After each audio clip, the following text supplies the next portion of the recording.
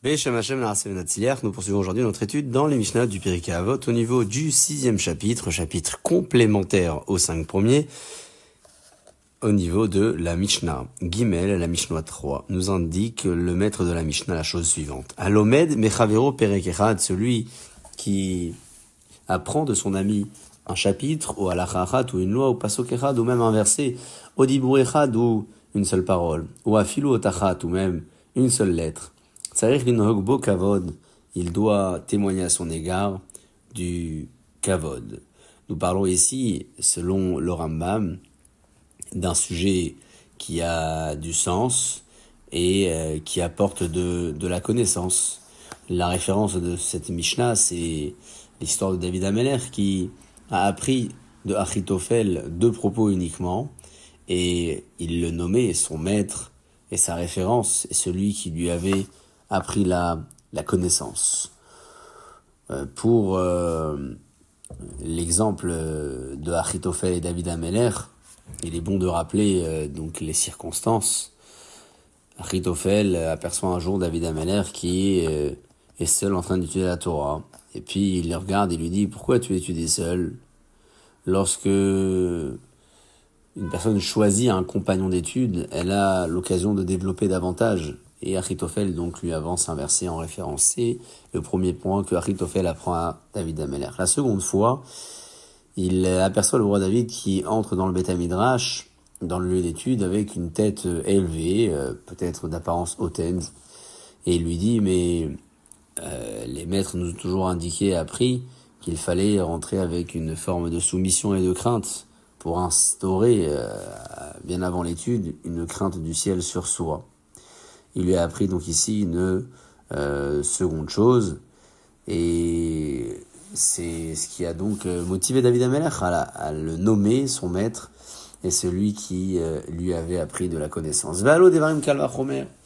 Le maître de la Mishnah nous dit ici, nous avons un kal vachomer. Si déjà David, qui était le roi d'Israël, qui n'a appris de Achitophel que 2 choses uniquement, et il l'a nommé son maître et sa référence, ô combien celui qui apprend de son ami un chapitre, une halacha, une loi, un pasouk, un verset, une idée, qu'il devra donc le respecter et se tenir donc avec révérence devant lui. Ve'en kavod de la Torah, le kavod ici témoigné, c'est le kavod de la Torah, comme l'indiquent les versets ici, apportés en référence, qui démontre combien, lorsque une personne nous a appris une parole de Torah, nous devons lui témoigner beaucoup de kavod.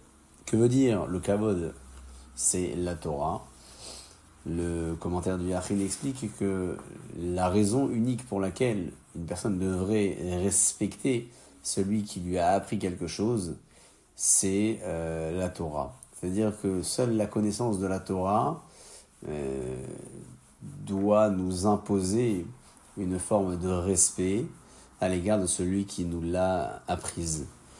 Voilà donc le sens de En Kavod et la Torah. Dans la Mishnah suivante, la Mishnah 4, Karidarka Shel Torah, nous indique le maître que la conduite à tenir dans l'étude de la Torah est la suivante. Pat Bamelach Tochal, du pain dans du sel tu consommeras, ou Maïm Bamesura Tishte, et de l'eau mesurée tu consommeras, Ve'alaretz Tishan, et même la terre tu dormiras, Ve'chayetzar Tirye, et une vie de peine et de souffrance tu vivras, ou Batora Ta'amel, et malgré ces conditions difficiles, tu te préoccuperas d'étudier la Torah avec des efforts. Vimata Oseken, et si tu respectes ce procédé, Ashrecha Vetovlach, indique le roi David dans le Télim 128, tu seras heureux et le bon sera pour toi. Ashrecha ve'olamazé, le terme de Ashrecha convient au monde ici-bas. Vetovlach le'olamaba, et le tov qui t'est garanti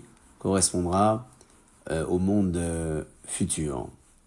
Il est important de noter que même si les conditions extrêmes évoquées ici sont des conditions difficiles, ce que dit le maître de la Mishnah, c'est que le devoir de celui qui observe et qui étudie la Torah ne devrait pas dépendre de ces conditions positives ou négatives soient-elles. celui qui choisit donc d'observer sans faire dépendre sa pratique de ses conditions de vie, aura donc une garantie de confort, confort spirituel, certainement plus que matériel, mais aussi matériel, qu'Akadosh Baruch Hu lui enverra, bien avant qu'il ait enfin le mérite de bénéficier dans le monde futur, après 120 ans, du Tov, du bon, qu'Akadosh Baruch Hu lui garantit. Comprenons alors que le maître ne nous a pas imposé de nous défaire totalement des moyens dont on dispose, de se défaire quelque part de son confort matériel pour étudier la Torah, choix que certains font par erreur. Le maître de la Mishnah indique ici que même si une personne est amenée à vivre dans des conditions difficiles, parfois il ne faut pas qu'elle se relâche dans sa pratique de la Torah et dans son observation des mitzvot. C'est au travers de ces quelques éléments que la dimension de l'étude sera certainement à la hauteur des exigences de la Torah, puisque la Torah n'a pas été exposée sous différentes formes et selon les classes sociales.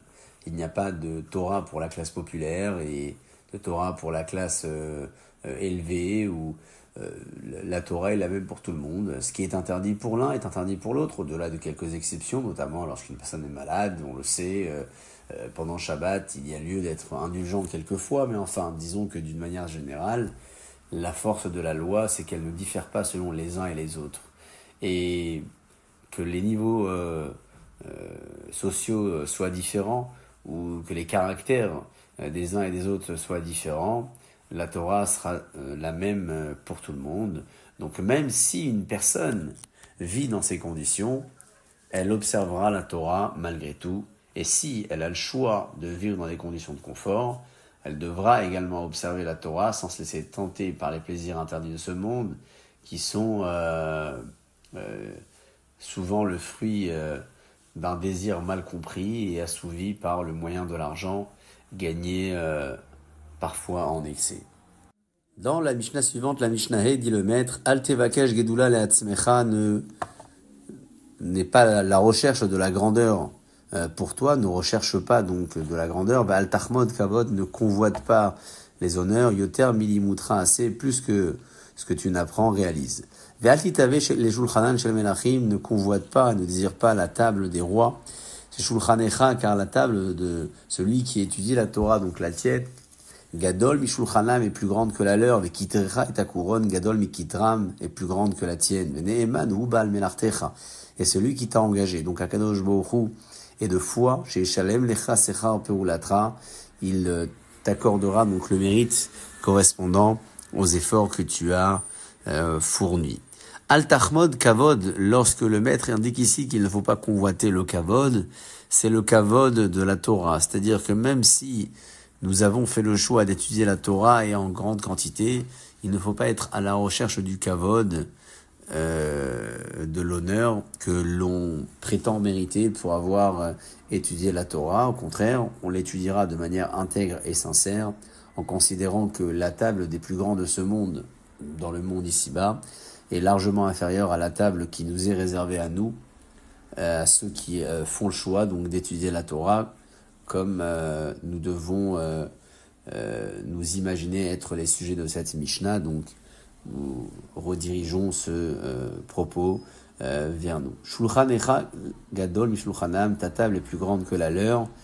C'est la table du mérite, la table du bénéfice spirituel, qui est bien plus importante encore que tous les plaisirs et les bénéfices que pourraient disposer donc ces grands hommes, ceux qui occupent le pouvoir notamment dans le monde ici-bas. Baruch Adonai Le'olam. Amen et Amen.